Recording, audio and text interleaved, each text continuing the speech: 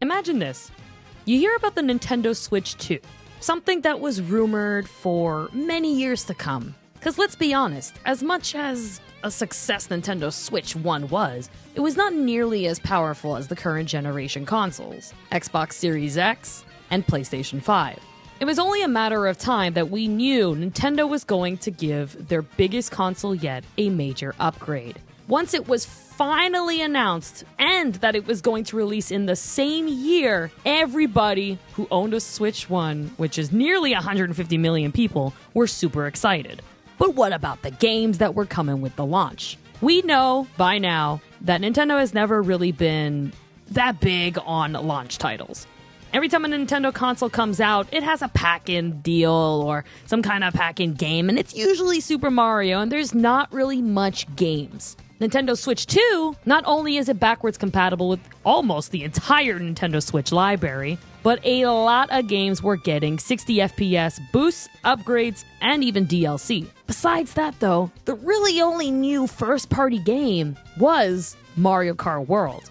And I think people were more excited for Mario Kart World than maybe the Nintendo Switch 2 itself. People don't understand that the last mainline Mario Kart we got is Mario Kart 8, 10 years ago in 2014 on the Wii U. But man, we were given so much content that the game continued to feel fresh and new each time. We got battle mode, new characters, new tracks, vehicles, and tournaments, loads of content, and of course, Deluxe on Nintendo Switch kind of revitalized the entire franchise, and Nintendo itself becoming Nintendo Switch's biggest seller of all time. So it's not really a surprise that we were going to get a brand new Mario Kart. It also was rumored as Mario Kart 9 as the launch title and the launch game bundled with Nintendo Switch 2. This means the expectations for Mario Kart World is extremely high. So much so that Nintendo took advantage of this by placing an $80 price tag US on the game. Okay. And I kind of gave, Nintendo some slack because it's Mario Kart. We know based on Mario Kart 8 how much content we were going to get for this game. It's no secret that we are getting DLC. As to when, how, where, I don't damn know. I'm not Nintendo. We now live in a world where maybe vanilla releases may not be as high quality as it needs to be because of our current generation and technology. Knowing we can get something out and fix everything up later. Nintendo, however, has always kind of strived for perfection, has kind of been old-fashioned in the sense of they will delay games until it releases as peak perfection. So even though we know Mario Kart World is only going to improve as time goes on and the next 10 years will come, I want to know how good is it as of day one, launch, or month one? After waiting hours and hours starting at 6 a.m. at the store for my copy of Mario Kart World, physically, by the way, preserve physical media, thank you so much, and my Nintendo Switch 2 in hand, my girlfriend and I raced home to, one, take a nap because we're old, but we set up the game and the live stream. Now, first impressions are actually everything, or is it? Upon booting up the game, my girlfriend and I, on stream by the way, I was really pleased with the presentation. Seeing the character and vehicle you use before you log off last, going through a random course, in this case if it's the first time it's Mario, in the brand new and exciting free roam that everybody was talking and hyping up about. I like the simple presentation a lot. It's given free gameplay, and it's the first time that we're not seeing some kind of CGI or opening for a Mario Kart, but I don't know, I find that welcoming and kind of embraces today's times of, here's your open world game, get right into it. There's not even a loading if you just access free roam right there and then. Now, the first time I opened up this game, however, I was so invited to press start and see all my options in front of me that I didn't even notice the free roam on the bottom right saying press start to free roam. So we're not going to talk about free roam as of yet. I'm going to go with everything that I first saw. Now, as I scroll down to multiplayer mode, holy moly, yo, the rumble feed feedback I got from simply pressing down on the analog is so satisfying. I can't explain it. If you don't have a Nintendo Switch 2, do not pretend to understand how I feel. Any little button or movements in the analog, even going through the menu, gives you feedback in rumble. So moving from single player to multiplayer, oh my god, it just is so satisfying. And the sound effects in this game, not only from the menu, but to selecting vehicles, canceling, quitting, playing, etc. Some of the best sound effects I have ever heard in a video game. Period. I was excited. I was getting hyped up. I was getting goosebumps. Like, okay, this is about to be peak fiction. But then I clicked the, multiplayer and I saw the character select. What the is this? This must be the ugliest UI for a character select screen I have ever seen. They literally had it perfectly done in Mario Kart 8. Everything is scattered, unorganized, and God, I don't want 3 pages of Mario. I don't understand. Now, I'm all for skins. I'm all for updates and getting even more skins. But I like to be organized. Each character takes up so much space. Even comparing to Smash Ultimate, a game that has over 90 characters or so, was able to condense and make the menu look inviting and easy to understand. Now, enough about actually how things look. The characters, though, are exciting, each and every single one of them. I initially thought I was going to come into this game as the greatest snowman main of all time.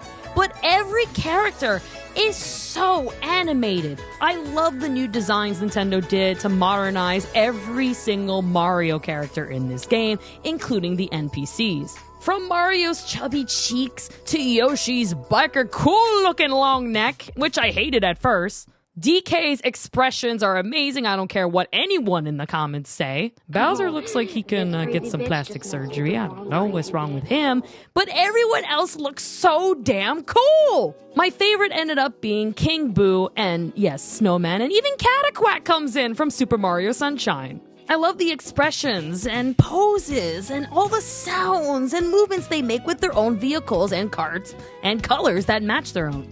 Speaking of vehicles, you're no longer customizing your wheels, paragliders, etc. So you're not seeing the same busted, used meta that you always saw in Mario Kart 8 using the ugliest small wheels just to make sure that you can keep up with the competition.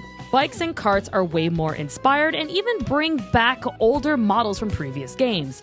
My favorite vehicle of all time from the cover of Mario Kart DS ends up coming back, and I use it most of the time. Stats are a lot more balanced this time around, and the tracks actually influence which kart and stats you probably should be prioritizing. So you're never going to be consistent on a certain kart or bike. You just pick what you want and go. Online games, I've noticed because of this, were made way more possible in terms of who's going to win and diverse.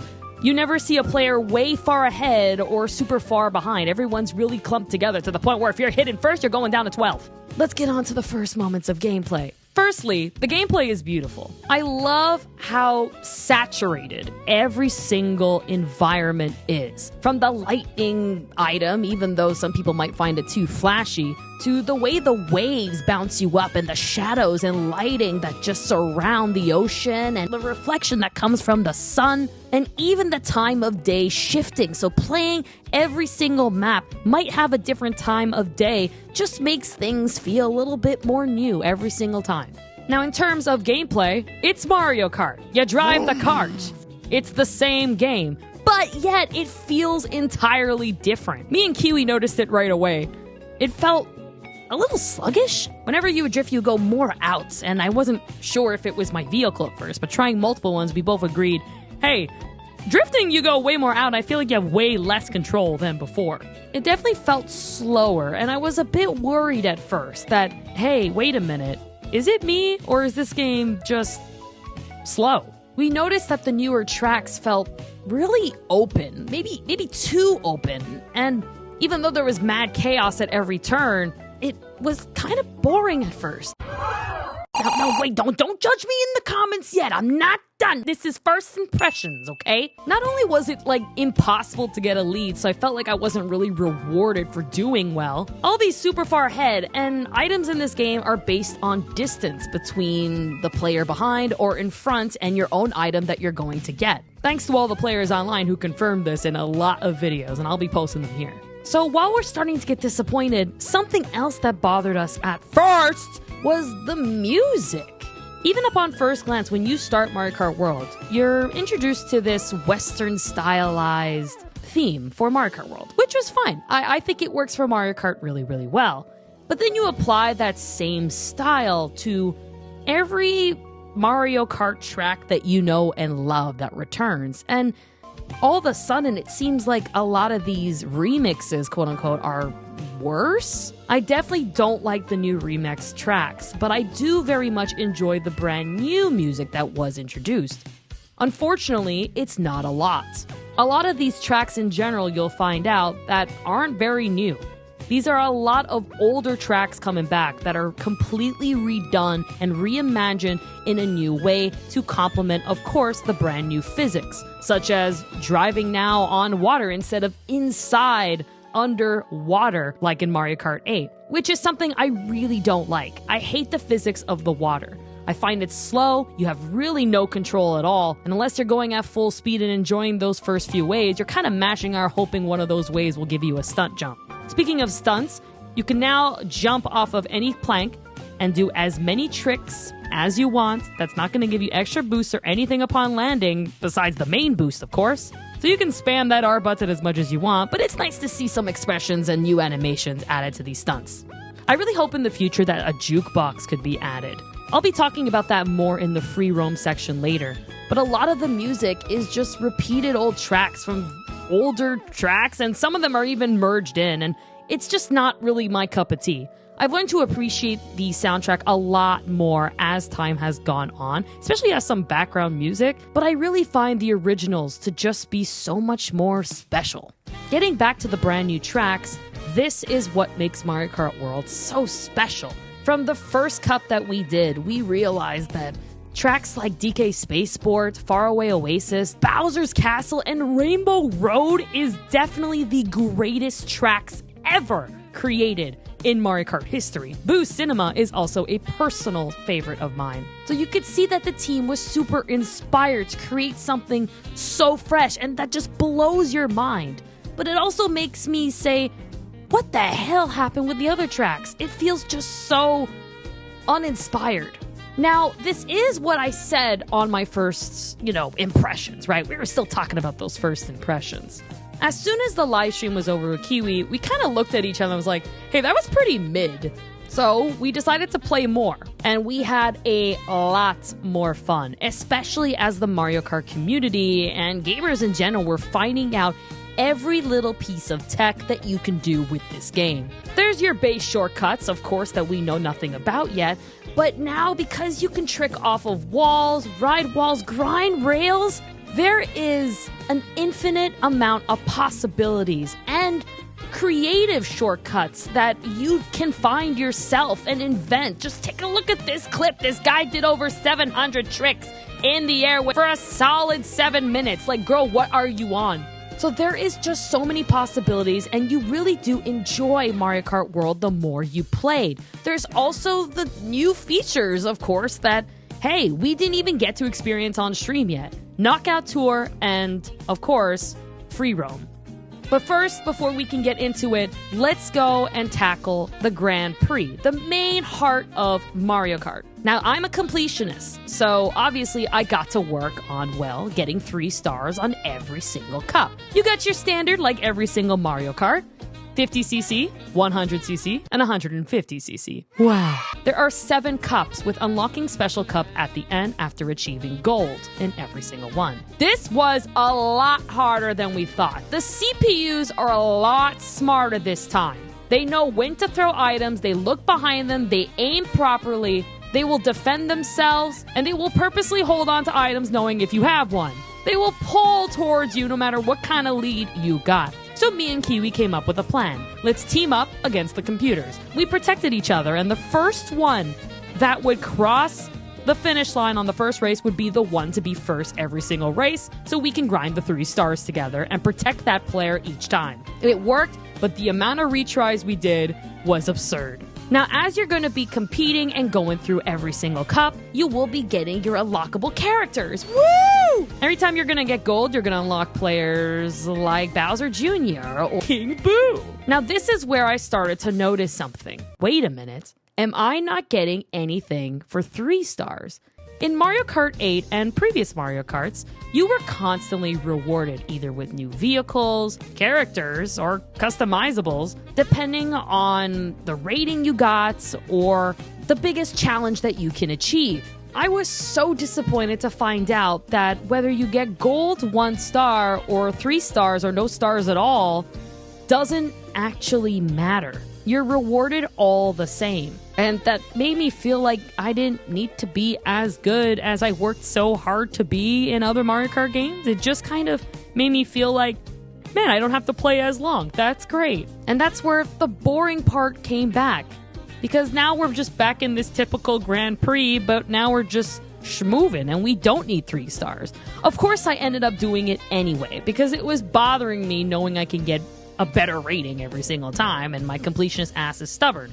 But I found that not doing this really killed the magic, and just wasn't great. Speaking of killing magic, something else that really kind of bothered me is how this game is marketed as like this big open world, right? Free roam, knockout tour, but then Grand Prix was kind of left in the dust. Now, something that's really cool in Mario Kart World is when you're finished a track, you should seamlessly start moving and taking the journey, the road to the next track. And you'll see the environment change as you're headed to that track. But in Grand Prix, that doesn't really exist. You're still taking that road on your first lap of each race based on the track you were on before. But because there's a loading screen when you're loading to each level, it kills that magic completely. So obviously we didn't play Knockout Tour or Free Roam before this. So right away, me and Kiwi were like, man, this kind of sucks. But then, yeah, we said, we're playing the wrong damn mode. So after completing Grand Prix, we were headed to Knockout Tour.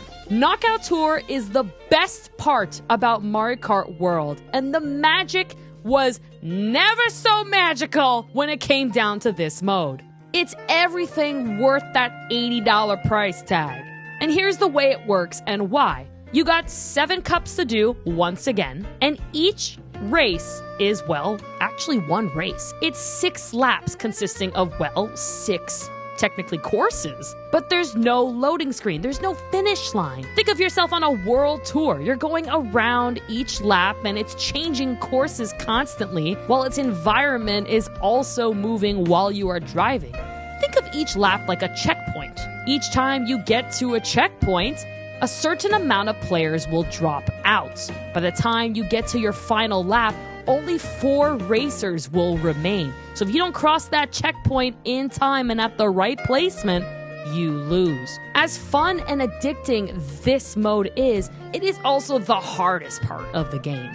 As I mentioned before, rubber banding is a piece of pain in my ass. Rubber banding gets entirely buffed up starting on lap number 5, and you can even see it in the map. Notice how each time you get to lap 5, and we noticed it too, the computers start going ham. Not only in item selection and what they get, how they throw it, but look at the way they drift and kind of get pulled towards you immediately. Now, the scariest thing about Knockout Tour is you can win every single lap or checkpoint, but if you lose that final lap, you will not get a gold star or trophy. Let's say I got first every single lap, and then unfortunately a blue shell hit me and I got 5th place or 4th place. Well, I don't even make the podium. It sucks. So imagine trying to get 3 stars. Yes, that means all 6 laps, you need to get first place. Yes, I did that. It was painful. This itself took me about 25 hours to do. The amount of retries we had to do on stream, the amount of tries I needed to do with my girlfriend, the time I needed to be alone and just sulk myself in depression and trying over and over because King Boo wouldn't let me pass him. It was so good. It was so electrifying. I just wanted to keep doing it. It was addicting. I didn't mind. I wasn't frustrated at all. I don't even know how to describe it. Every time I get hit, I'd be like, let's try again. I've just kept wanting to do it over and over. And when I did, it just felt so rewarding because, yes, I was continuing to unlock things. Each transition was impactful, inspiring, and you had new ways of accessing each stage because of the seamless transition. Knockout Tour, by far, my favorite thing in Mario Kart World. It's just too bad I can't go online and play it with my friends. Yep, you heard me. Let's say I want to join an online worldwide race with a friend of mine. And I'm like, yo, let's go on Knockout Tour and team up with everybody so that we can get first and second. Unfortunately, you can't do that. And it's pretty obvious as to why. Nintendo obviously put up a wall as to bringing up your friends in Knockout Tour so you wouldn't, quote-unquote, probably bully racers, since not everybody would have their friends with them. And a lot of players would probably be kind of led away from the mode and wouldn't feel invited at all. But okay, that's fine. Just make it separate. Make a one-player section and a two-player section like in Mario Kart Wii. Or put a cap. How many friends can actually join? Come on, there's 24 players. You could at least have one friend. I mean, God, there's like 22 other players to worry about. I just don't see the full reason. It's silly. You have your biggest mode ever and your most successful mode ever that can't even be enjoyed with friends unless you're in a private lobby sharing with computers. Like, girl, like, I got friends, but I ain't got 24 friends to fill out that area. It's just a waste of an opportunity, in my opinion. I really hope they decide to add this on later so that my friends could join and we can go bully and they can bully us too on Knockout Tour. Now that we're done talking about peak, let's talk about the worst part of Mario Kart World, free roam. At first, it's the most exciting moment. I remember calling friends and be like, yo, you're right, Mario Kart World's the best game ever. Look at this, I can go under this tree, I can fall over the river, I can climb this sandcastle. Like, that is so cool for about 15 minutes. It's essentially a bedtime story. It's a really nice place to train, take pictures, grind for costumes, for characters, which is a whole other discussion. Let's actually get into that really quick. Why do some characters have like 10 outfits to unlock and then others like Pauline have one? I don't understand. I understand, again, there's going to be DLC, but girl, it's literally Donkey Kong's year and I can just go into like a punch-out mode Donkey Kong, girl.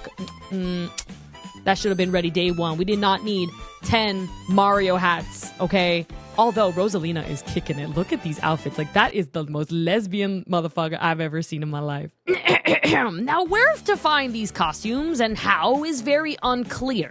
And that's, unfortunately, the biggest problem of free roam. Everything is unclear. There's not really a, whoa, surprising factor whenever you unlock a new costume. It just makes things frustrating for those who want to find all the costumes for their favorite character. It's not consistent, and it's not really fun to get at all. You gotta really use a guide to understand which ones you're really looking for and what there actually is available, because all the characters' amount of outfits they have is not consistent amongst each other. Oh, and the NPC characters don't have any costumes at all. I love my snowman. I like a red bucket instead of a blue bucket, or a hat, or I don't know, anything, a carrot. A hot chocolate. Also, unlocking these NPCs is the most tedious thing in the world. Remember how before I mentioned that when you were doing Grand Prix or Knockout Tour each time you were unlocking characters? That's always been the greatest reward when it comes to all of Mario Kart. Unfortunately, these NPCs just cut it for you. So unlocking NPCs in this game is by a very inconsistent, rare, hard-to-get item known as Kamek. Kamek flies around, and if you're in his line of range, which means in the middle of the stage and not in the corner falling off like Armor or the other people were in this call, then you are not unlocking this character. These characters appear on specific stages, and a lot of these characters end up on the same stages. And when Kamek appears, it's very random as to which one you're going to get. So you might get Pianta 10,000 times. If I ever see a Pianta again, I swear to God, Kiwi really wanted to unlock her main conch door. Let me tell you, I filmed it. We took 2.5 hours grinding and the right method to make this possible. Before I mentioned how items are determined based on the distance you have between you and the opponent. So we found the perfect distance thanks to guides online that would help farm for the Kamek item and would throw in the right distance so that we can transform to that potential character. And unfortunately, other times, it turned us into other characters. I even got the help from my tamers on the latest sub hangout, where we were trying to get every single character in the game. We did, but it took us 3.5 hours. It wasn't rewarding. It was frustrating and painful, especially when some of us got it and not all of us, so we'd have to do it again. Yo, can this bullet kill? Whoa. Before I actually got hit with the camera, so I didn't get him. You didn't get him? I didn't get him. Oh, what? Oh. Oh, damn! What? You did. Oh! Don't know why on earth they chose to unlock characters like this. But they did, and it's here, and I'm hoping the DLC characters won't have anything to do with this way to unlock. What happened to unlocking characters by doing every track in time trials, which is completely useless right now, by the way, or getting 3 stars on everything in Knockout Tour, Mirror Mode, and Grand Prix? Nothing! Okay, I'm done. Back to free roam. I just feel like Mario Kart is a racing game, not an exploration game. Just, like, let's compare to Sonic, because, you know, our channel's all about Sonic. Hi, I'm Sonic, too. Like, you know, we're based on Sonic. Anyway, Sonic Unleashed. Let's look at that. Now, picture modern Sonic. Daytime Sonic going super fast at lightning speed, trying to collect every moon and sun medal. Do you remember that pain? And then you go back to the nighttime Werehog, and all of a sudden you're able to really explore and do what you can because you're going at the slowest pace possible, and it's an exploration game. That's what it feels like playing Mario Kart World and looking for everything in free roam.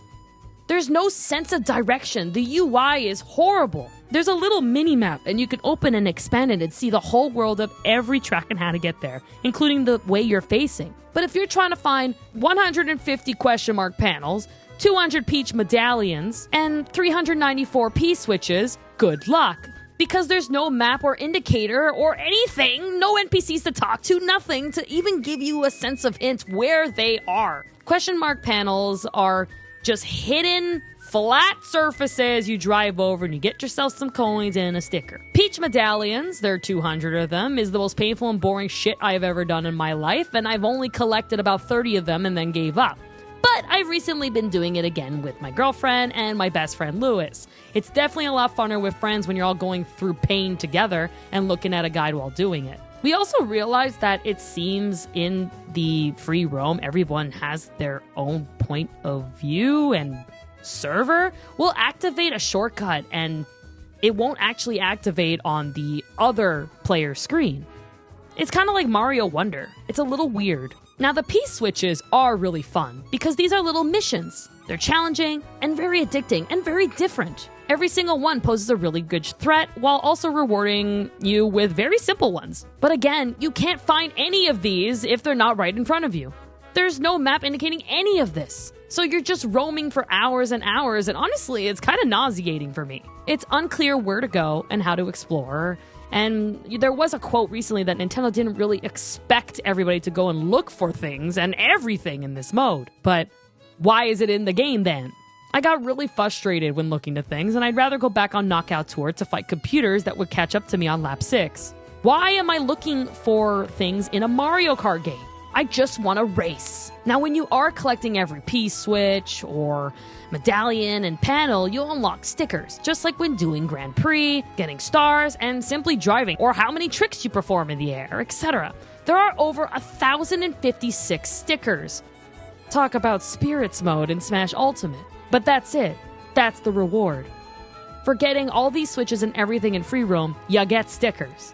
You paid $80 for this game on vanilla. You get stickers. When everything was done and I gave up on medallions, there was also the mirror mode we had to go ahead and tackle. Now, I got spoiled hard at the recent Noodle Empire Monthly, who said, "Hey, Kels, you enjoying Mario Kart World? Like, yo, did you know, like, there's mirror mode and shit?" I was so mad. Anyway, here's how to unlock mirror mode. First, you gotta finish all cups in 150cc. You don't even need to win or get 3-star. You gotta get 10 Peach Switch missions and collect 10 Peach medallions. And finally, 10 question mark plates. Once you do that, you go back to Special Cup and race again. You'll be rewarded with this beautiful cutscene that, again, was kind of ruined for me because I knew what I was getting. But it really tells you that, hey, you got a new challenge awaiting for you. So we did Grand Prix and Knockout Tour once again in mirror mode. And I got nothing for it. And that's where my frustration and disappointment started to begin. I headed on to Time Trial next and got absolutely nothing for it. Versus Race is Versus Race. And Battle Mode, oh boy, Battle Mode is fucking pathetic. You just had some of the best battle modes in Mario Kart 8 Deluxe with a lot of updates. And a lot of inspiration this game has comes from previous Mario Karts. What happened? We know that this is going to get better in DLC, but why does it have to? Why couldn't it be there day one? You want reasons for people to buy your latest console and your biggest game that's going to sell it. It's like giving us Breath of the Wild without the ending of the game. It just feels so unfinished, and there's lots of bugs, including the latest update patch, where when you click on random, it's gonna click the map that is only included in the 3 or 4 suggestions that are given to you right there and then. So you're basically playing the same maps over and over and over. I have absolutely no desire to play Mario Kart World unless it's with friends, and even then, it's a few races and I'm satisfied. I do want to get better at the game because the racing itself is perfect. Mario Kart World has never felt so good to play. But the problem is, the content is just not there yet. Yes, it's vanilla. And yes, we're gonna get more. But if you're asking me if Mario Kart World is worth $80, which is 120 Canadian, as of today, June 27th, 2025, no, it's not. I feel like I am learning to love Mario Kart World. And I'm on this big roller coaster of being in this lovey-dovey moment of first glance of like, yeah, it's a new game versus actually you're not what I really thought and hoped you were going to be like, and I don't know if I can love you. I want to so bad, and I really do enjoy it. Whenever my friends ask me to play Mario Kart, I get excited and I really do want to play. But then you play it, and you see everything it could have been when the game that came out 10 years ago already has. It's just so disappointing to me. As of today, I give Mario Kart World a 7.5 out of 10. But I really think it has the potential to be Game of the Year and a 10 out of 10 experience. But they have a lot of work to do. It just really feels like this game could have had a lot more time to be worked on. I wanted to be blown away, and maybe because my expectations were so high, I was disappointed.